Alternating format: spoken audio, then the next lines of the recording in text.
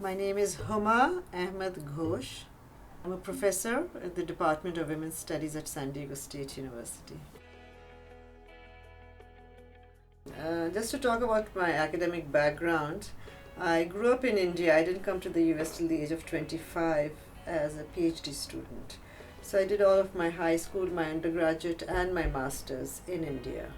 And they were public institutions, but they were excellent institutions. And that is why I was able to get a scholarship to come to the US for a PhD in anthropology.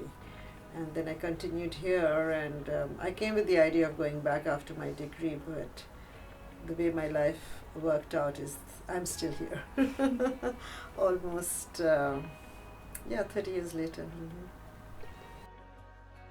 Post 9/11, things shifted for me because this anti-Muslim kind of sentiment has been heightened since then. Not the ban, but the sensitivities around it.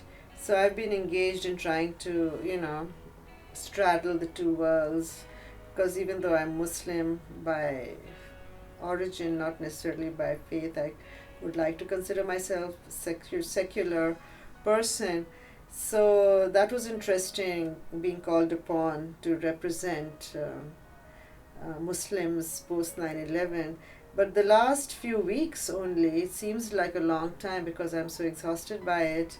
The Muslim ban or the pretense towards it, and the whole rhetoric of trying to prevent refugees from coming to the US who happen to be from Muslim countries. I think the prevention is not coincidental that we don't want any refugees because the majority happen to be Muslims.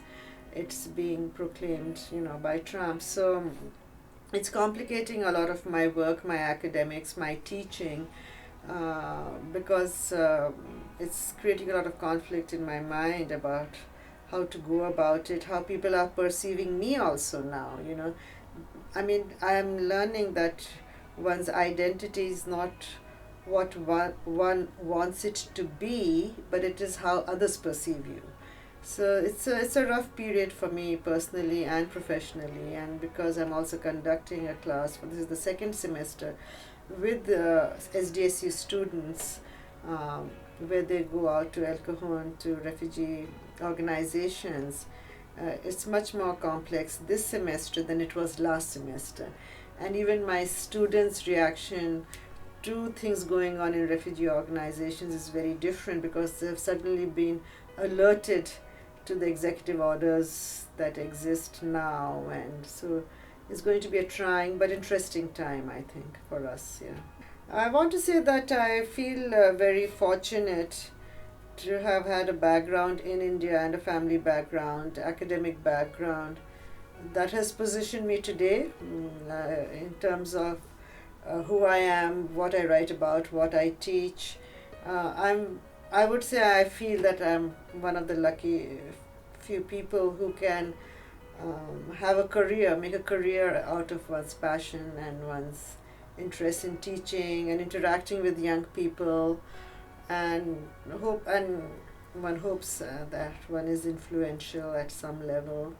So I would say that as a sum total, yes, I'm fortunate, and I'm grateful to the students, to the environment, for providing me the opportunities that I have. Yeah.